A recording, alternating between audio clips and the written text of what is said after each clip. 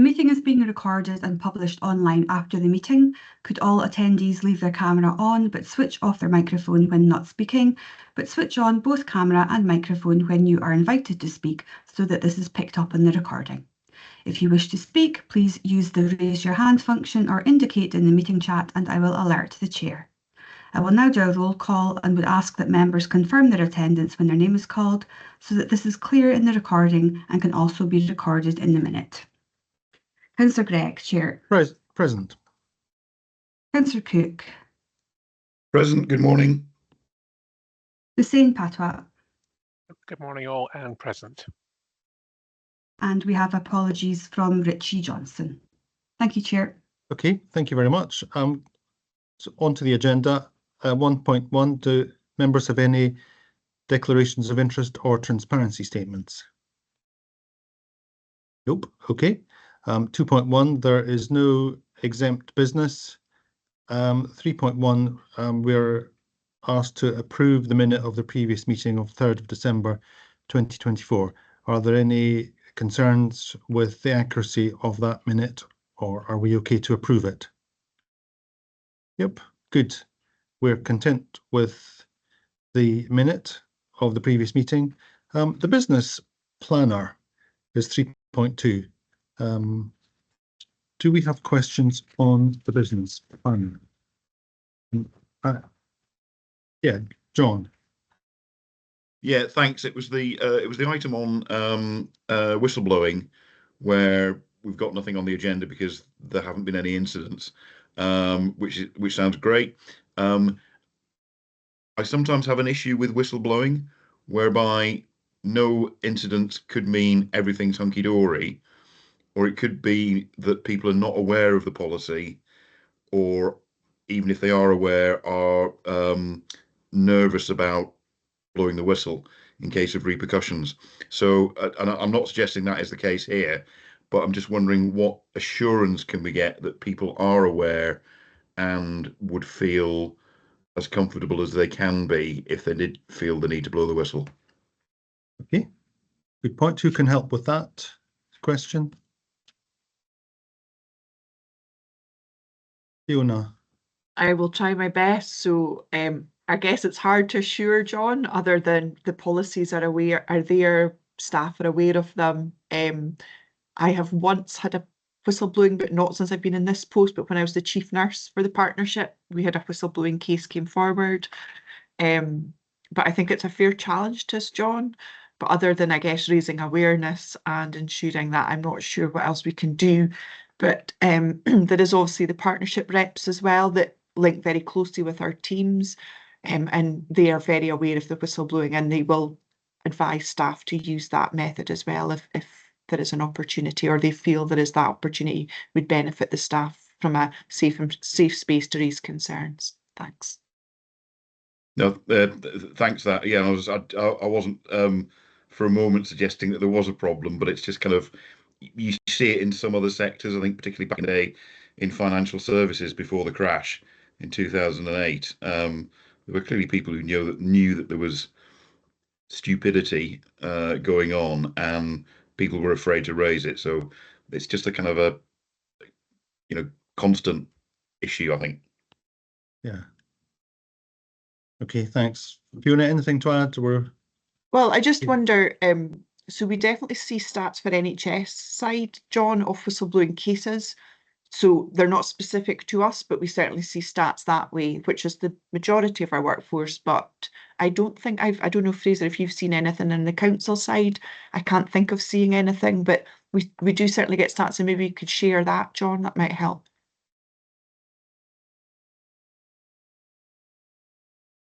Yeah, Fraser.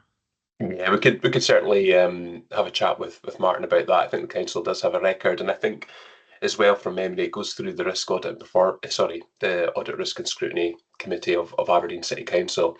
But just on Fiona's point as well about awareness, we've got a regular comms now that goes out to staff, which primarily started with the financial background and keeping staff aware of that and what we're doing to address it. And I just wonder too, Fiona and Amy, and we could look at using the next edition of that, just to raise awareness of the whistleblowing policy again, in the context, giving colleagues an update on the back of this Risk Audit Performance Committee. Yeah,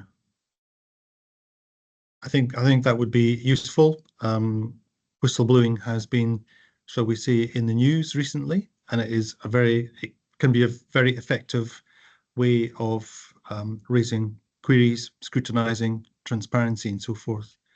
So yeah, good point. So thanks for that.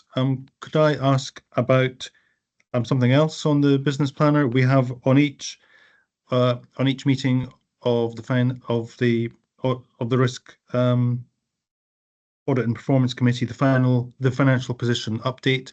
So we have a special meeting coming up very soon, and I just wanted to ask what is the mechanism for the RAPC to oversee our financial position. I think that it's important that we do have that quite strong awareness of what the role of the committee is in monitoring, finance monitoring, resource monitoring, and so forth, because we've got some very difficult decisions coming up, and I think the committee will have a very important oversight role to play. So just having that clarity of the role of the committee at each of its meetings, what are the expectations there? So who can help with that? Amy. Thanks, Martin. I think obviously all of our committees are all obviously across finance at the moment, and the pressing issues that we're facing. I think particularly this committee is around the performance of our financial management, and particularly the processes and the controls that we are employing, particularly as we work through next year to deliver a significant savings programme. I think the IJB will focus on the scrutiny of the numbers that we're taking forward, but I think the role of this committee is really critical in making sure that members are assured that we have got the correct governance, we've got the correct processes, and that you're appraised of what we are doing throughout the year. And I think that scrutiny between the main IJB board and the risk the Audit and Risk and Performance Committee, I think that complements very nicely. Yeah. Okay, thanks. Yeah, I think it is important that we have that as a standing item on the committee business planner. Are we all done with questions on the business planner? I'm noting that we have. Yeah, we're okay with the business planner. Yes, grand. Okay, we can move on in that case to 4.1, which is the annual review of financial regulations and reserves policy.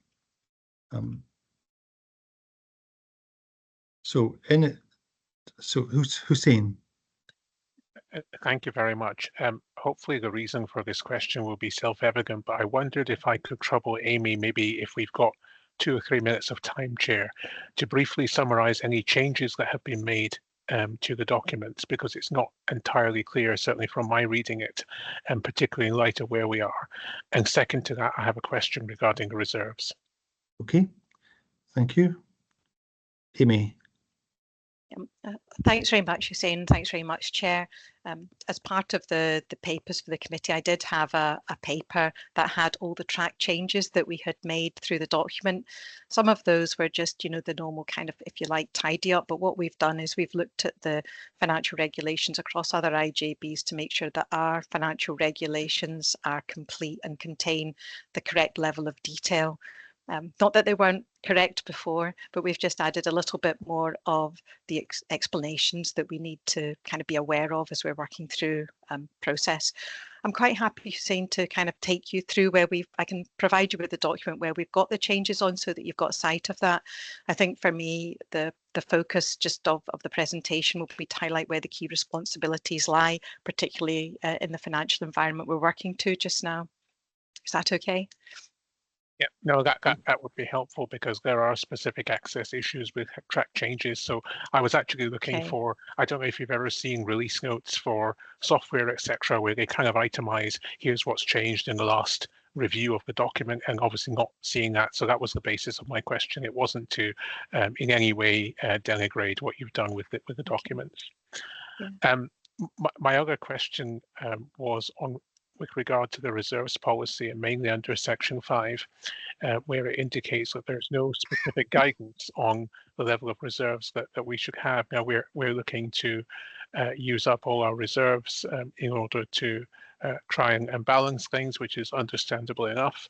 But I'm just wondering that there's also mention in the paper that yourself and the IJB will take cognizance of the reserves going forward. So I'm just wondering if you might be able to update us on your thinking as regards to how we shape our financial stewardship going forward to, dare I say, rebuild our reserves over the next few years, or to give a cushion for emergencies and so on, taking into account what partners have said regarding where we currently are. Yeah. So ideally, Hussein, we would love to have reserves in the future, and certainly that's definitely the position, I think, year 3 from now. So I think next year is going to be really difficult. And just to answer your question, that essentially we carried a risk reserve before around 2.5%. This kind of the standard that you have anywhere, I think, between 2.5% and 5%. It's not prescriptive. It's kind of, if you like, best practice. And it helps kind of smooth the road when you've got, if you like, the small budget overspends and the underspends that you've got. It just helps manage that position. We're kind of no different from some other public sector bodies, particularly non-departmental public bodies, where I've worked before, where you don't have a risk reserve and you have to land your budget exactly on your spend level at the 31st of March every year. And people kind of likened it in policing to landing a jumbo jet on a postage stamp. There's no reason that we can't do that. I think we've definitely got the capacity to be able to manage our budgets throughout the year. We've understood what our expenditure levels are over the previous years, and we kind of know where those pressures will come from. And particularly as we go forward, certainly I'm building a really strong knowledge of the budget and the expenditure pattern we have. So I don't want members to be alarmed because we don't have a risk reserve going forward, but certainly the next 2 financial years, I think, will be difficult. And then beyond that, when we get into 27, 28, I think we'll be in a much better position. And I think just as the forecast more widely in the NHS is that they see that year as well as being the year where the financial pressure lessens and that we don't have the same enormity of challenge that we have just now. And I think very much I would see us fitting into that window. But bearing in mind that we don't have reserves next year, we just have to be really strong in our financial management and be very active when we see any overspend coming through and take action to see how we mitigate that. That's very helpful. Thank you. Okay, grand. Thank you. John? Yeah, just briefly, the third of the recommendations, which is to instruct Amy to review the policies and come back. I just wonder what a realistic timescale on that was, which I'm not saying do it quickly because I'm conscious of Amy's work on getting us to the end of this financial year and developing the budget for next financial year. So yeah, just asking the question. Okay. Amy? Certainly, I think that there's obviously a high focus on the budget just now. I would probably suggest, John, this summer would be good for that, because then we have to build the budget into the ledger, which is going to be a considerable exercise as well. That'll be April. So I think from then on, I can focus on, if you like, that activity. Thanks, that's helpful. Okay, grand, thank you. And could I please ask about the provision there on on the requirement to deliver best value in the use of our resource? How does that relate to the position where there are no reserves, where it's a very tight, very disciplined financial position? I assume that's going to be part of the very significant challenge we have leading up to that 27-28 position. But I mean, best value is very important. That's about a variety of factors, but safety and so forth. just to get a sense of how we will ensure that we're on the right track with that quality of delivery. Yeah, so just a little bit of background to best value. It's one of the core principles that all chief executives need to sign off on within the public sector, and it's one of the 3 factors within the Finance Act that we all work to. The ability to secure best value is covered through a lot of the contracting provisions that we have in place, and we will continue to do that. I think for us around the safety and the value is the allocation of budget and the allocation of spend across areas, and they're based on where need comes from. Certainly in terms of process, what I will do when I present the budget was I'll ensure that we are recognising the expenditure that we have in all of those areas, where we're looking to save money across some of those areas, but in effect to make sure that we report the funding that we need to deliver the services that we have set out to provide.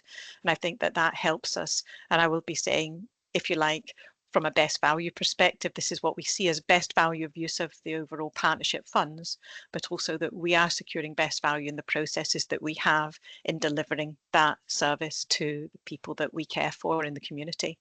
So it's kind of twofold. We have to make sure that we are as efficient and effective as possible next year.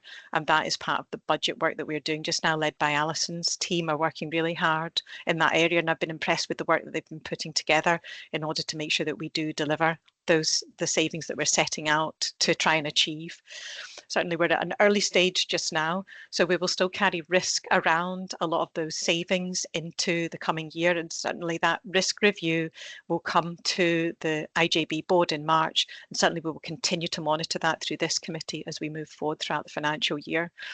Obviously, Martin, it's appreciated you've raised that point, because obviously it's one of the key responsibilities of the members of the board, to raise that awareness. I think is timed well as we move into such a difficult financial period, going particularly over the next 2 years. Yeah, thanks very much. And I presume that we will see that best value element being reflected in the committee's financial position updates. So that's good. We'll have the opportunity to really scrutinise and ensure that everything is transparent in the very careful use of our resources. I just had one other question about the grant funding applications, which is at 4.10 of the regulations. So grant applications over 50,000 require approval from the IJB. It wasn't a requirement that I was particularly aware of. I just wondered if we could have some more information on that one. Yeah, so we have grants that we provide to particularly around mental health and around care and repairs for people's residences. They total around £550,000 a year. There are a number of grants within those, but it would be the intention that we brought those forward for approval on the 18th of March when we have the IJB board meeting. Right. Okay. So we'll have full sight of all of those. Yep. All of those. That's great. Okay. So I think that's all the questions. So are we content to agree? John?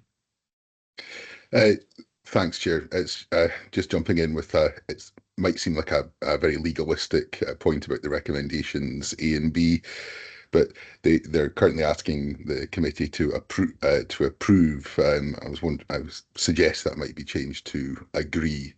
It's the sort of thing I know that gets lawyers a bit of a bad name. It seems like quibbling a bit, Yeah. but it's just because final approval for these is something that's reserved to the IJB. So it'll come before the IJB at a future meeting, but it's still very much within the wheelhouse of this committee. So if we could just suggest that A and B be changed to agree rather than approve.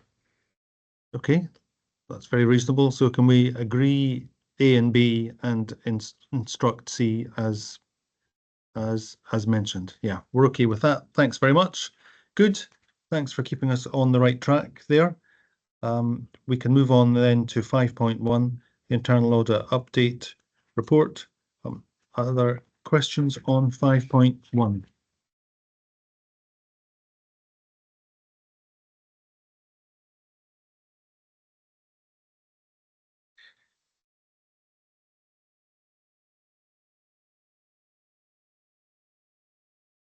Yes, so I wanted to ask about this intensive review of care packages.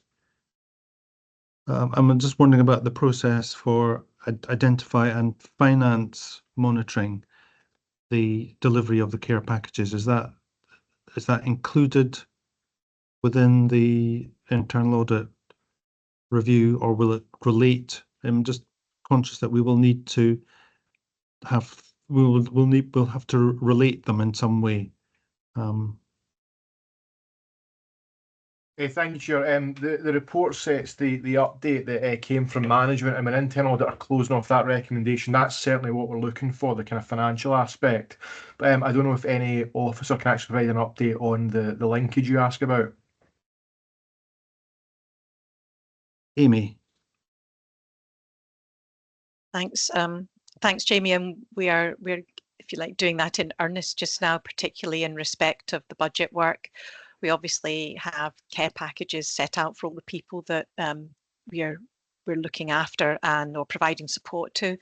And what we're doing as a result of the, if you like, the budget pressures is that we're just reviewing, if you like, all the services that we provide. And with that is what I've called an intensive review of care packages, where we're actually going through and we're content with the level of care that we're providing, that we're setting that at the right level, that there's equality amongst the people that we care for, so everyone's getting the same level of care, and very much from a financial perspective, looking at where people occasionally have step-up care additionality, that we step down again within the appropriate timeframes, and we've got a good process in place that helps us manage around that.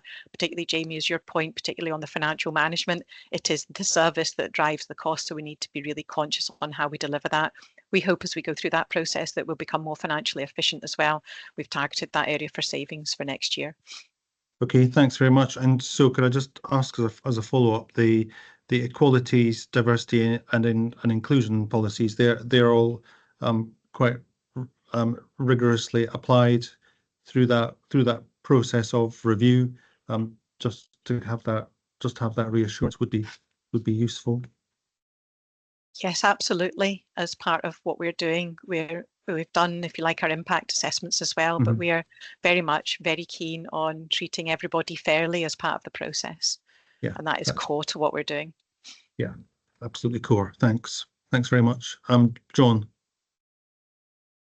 Thanks. Yeah, it was just a quick question on the care packages and the extent to which there is there's a degree of flexibility about what people need. So what I'm thinking about there is you might have a situation where someone is receiving some care at home, but they've got another family member perhaps living with them or living around the corner, so they've got a support network. Whereas there's some other people who might have, and I'm thinking when my mum was getting home care, and she was living in Norfolk at the time, and I was living in Edinburgh. So, if you haven't got family around you, you may need a greater degree of care provided by health and social care. So I just wondered what the degree of flexibility is around that sort of issue. Iona. Yeah, thanks. And I guess so it's assessed on need, John. So absolutely there is that flex, and I guess these services are mainly commissioned, or they're all commissioned, and in that they will step up and step down as they need. So that is written into our contract. So there's the flexibility. So if something happens to an individual and they've maybe got a little infection or something, need a bit more, the carers have got the ability to ensure that they can just step up and wrap around that individual to try and prevent hospital admission or deterioration in their needs. So we've got that flexibility built into our packages already. Thanks, that's reassuring. Okay. Good. Are we content to agree the recommendations on page 45 and 46? Yes, okay, thank you. Thank you very much, Amy. The next one, 5.2, is on the internal audit annual plan. Are there questions on this one? Very, very important, objective of ensuring financial sustainability for 25-26. Don't think we could underline that enough. So that's good to have that highlighted. Any questions? I mean, I think it's all speaks for itself. Yeah. Okay. Can we agree the recommendations on page 57? Yeah. Okay. Thanks very much. Thank you, Jamie. 6.1 is the Q3 delivery plan update from Callum. Are there questions on this item?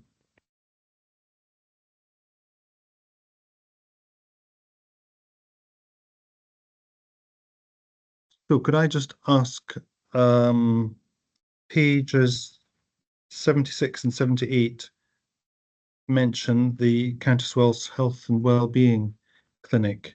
And at page 76, I have the suggestion that its project is still underway, awaiting confirmation, but on page 78,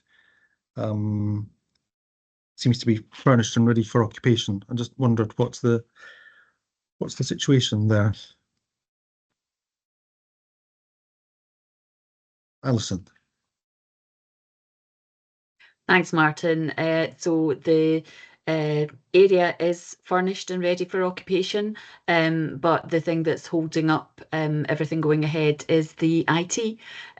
So we're in the hands of British Telecom, actually, getting that up and running so that we can actually start delivering a service from there. So the two things are correct, but it's just the IT that's let us down.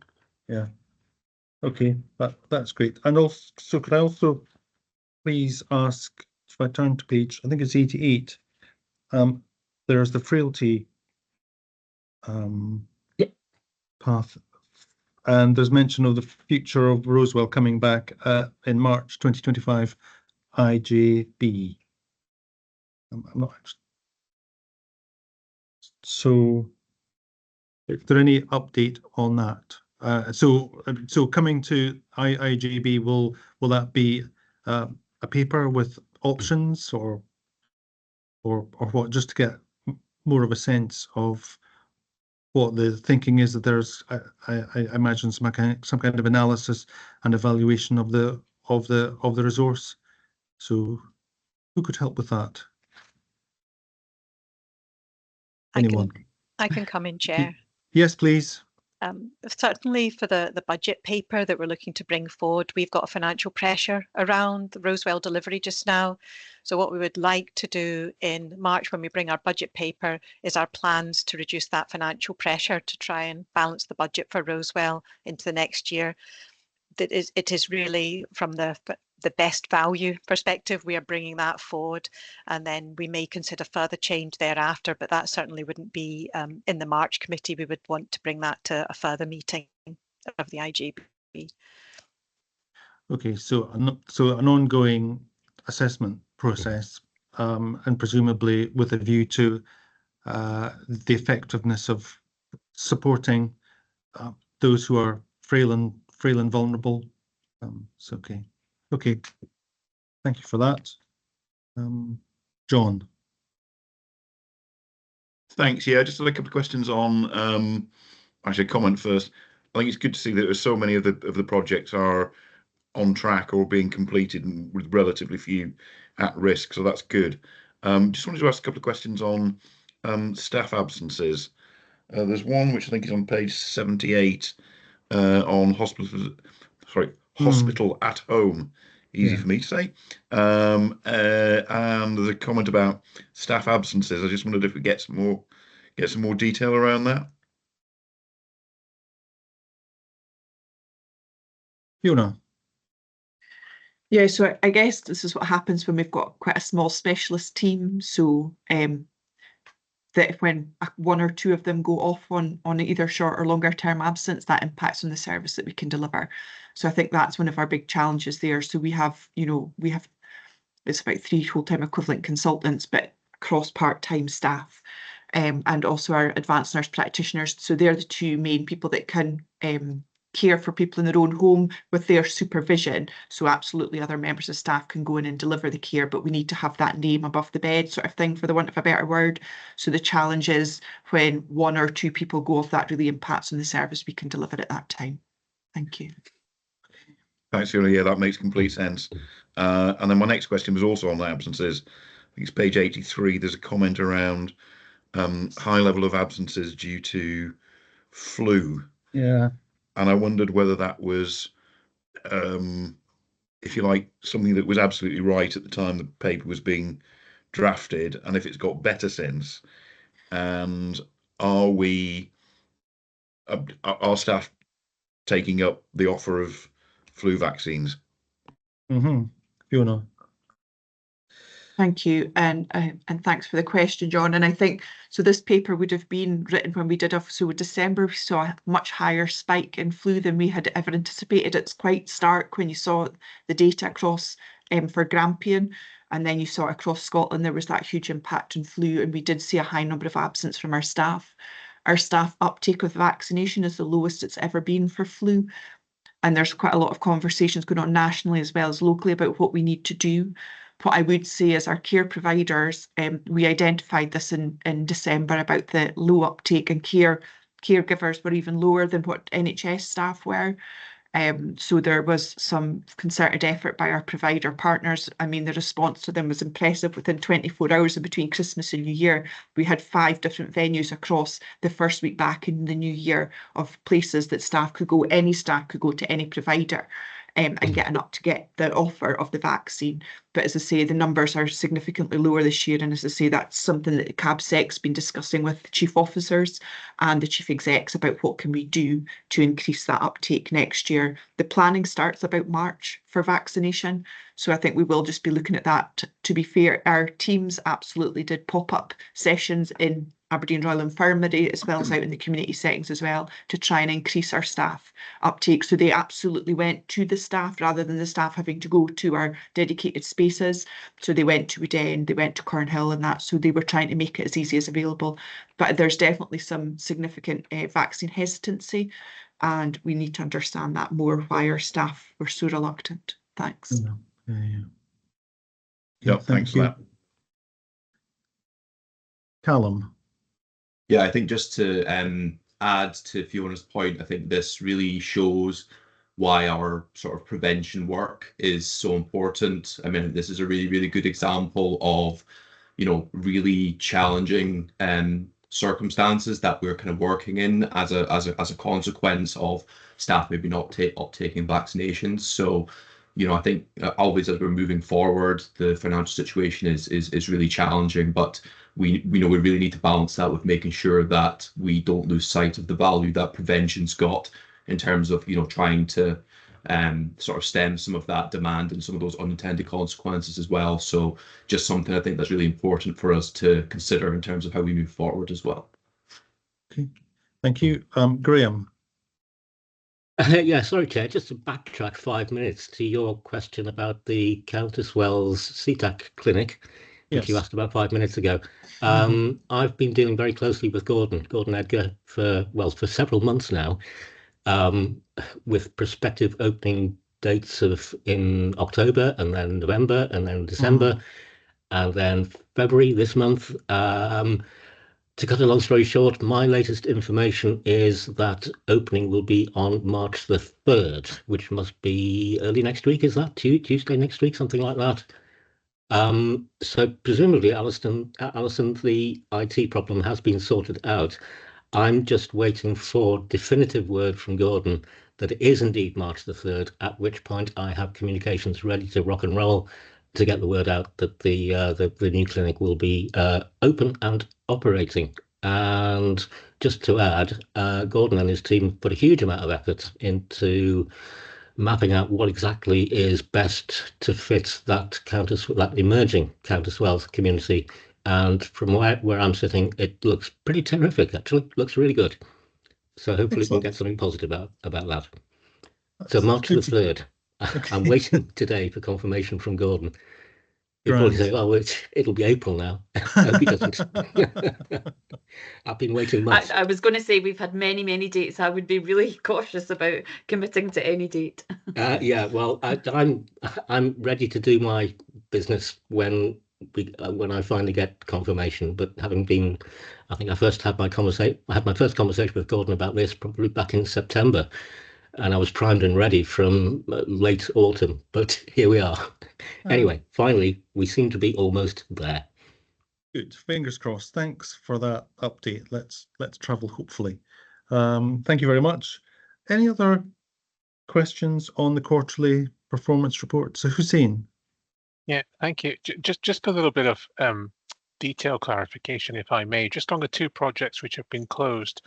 I was just interested because one of them says that it's being formally paused for the year 3 period. And the other one, which is around creating a single point of contact, just says a decision has been taken to pause. And I read from that the subtext being pending availability of resources. I'm just wondering, do we have a timeline, or is that just going to be a watching brief to see how things pan out?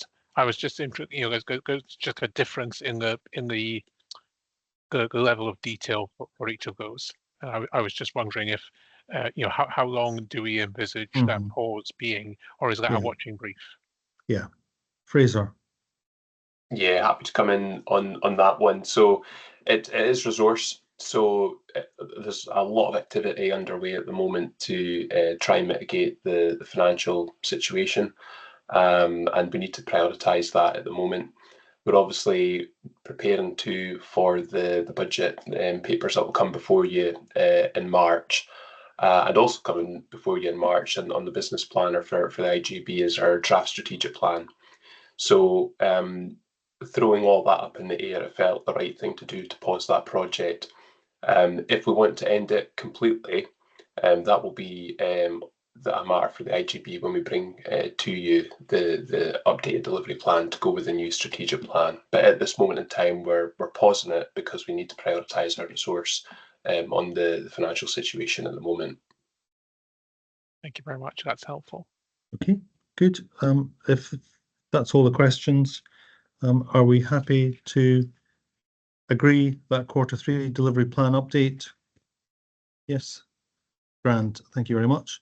Item 7.1 is exempt confidential business, of which there is none.